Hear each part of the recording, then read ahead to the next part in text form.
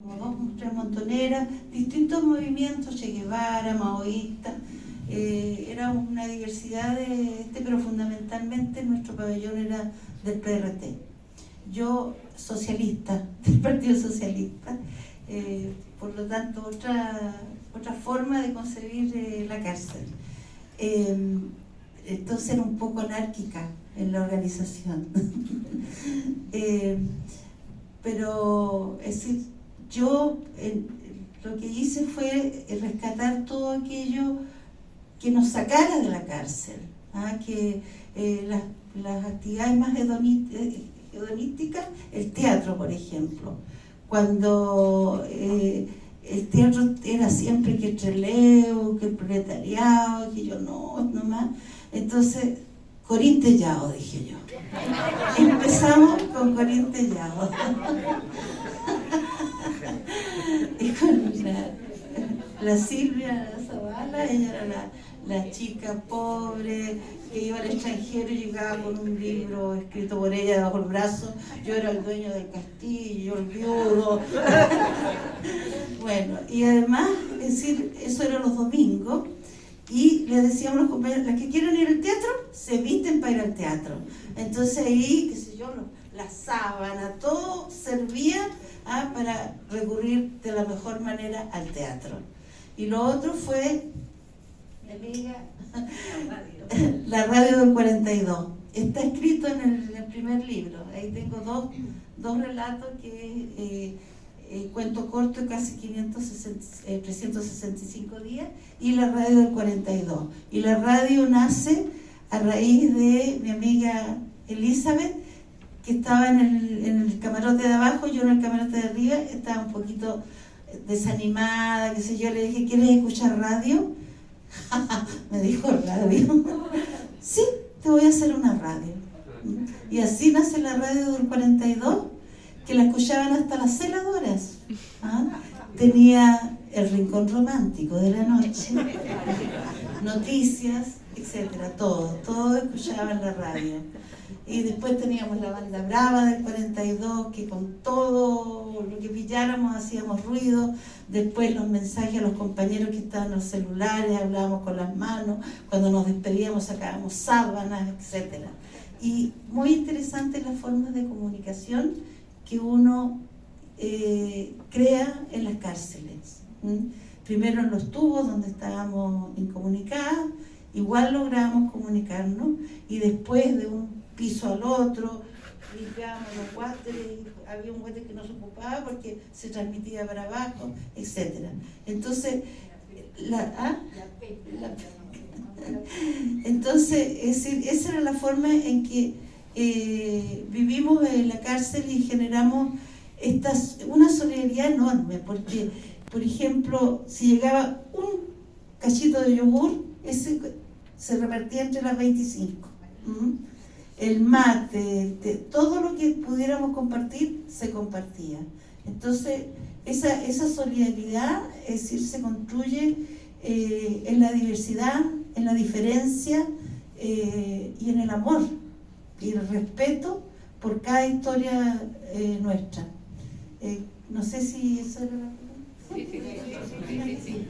Agregar un poquito que también teníamos una organización, teníamos una biblioteca que era muy pobre, pero la distribuíamos, organizábamos la ducha, porque la ducha era un ratito caliente, después era fría, teníamos un coro, organizábamos el estudio, también nos dedicábamos a estudiar, a formarnos, todas las que sabían más formaban a las otras, sí, teníamos una organización muy interesante, era nuestro espacio, y ahí todas trabajábamos nuestro quehacer cotidiano. Y eso nos permitía pasar los días.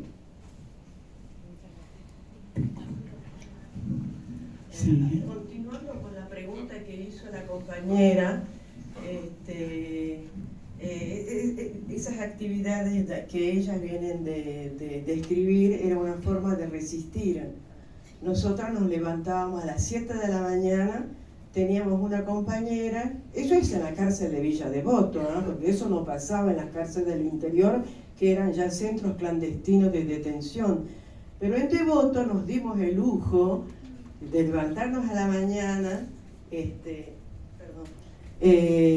teníamos una compañera, por ejemplo, yo estaba en una celda y éramos cuatro compañeras, pero una tenía que hacer con un espejito, o tirábamos el agua bajo de la puerta y se reflejaba bajo de la puerta, se pasaba a alguien para que nosotros continuáramos a hacer los ejercicios, porque no queríamos salir entumecidas, no queríamos salir, digamos, sin poder utilizar nuestro cuerpo, nuestro miembro. Me acuerdo que eso para mí fue fundamental. Después estaban los recreos que duraban 10, 15 minutos, yo no recuerdo bien. Yo cantaba, por ejemplo, estaban los recitales y cantábamos, les tocaba a todas las compañeras, y sin embargo yo me acuerdo que muchas celadoras, las que nos controlaban, muchos no conocían el contenido de las canciones, así que ahí salía de todo, un contenido bastante subversivo, digamos, pero hay muchas que no conocían y ahí nosotros nos dábamos el gusto y eso nos ayudó a sobrevivir también. Después estábamos en el Economato, no sé si alguien lo abordó. El Economato era una organización en cada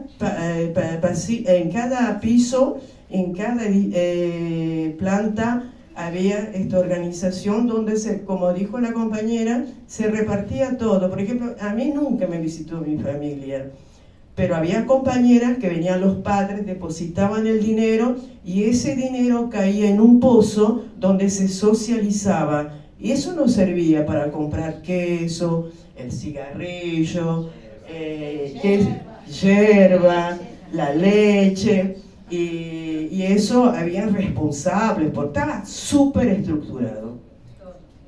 Todo estaba fríamente calculado.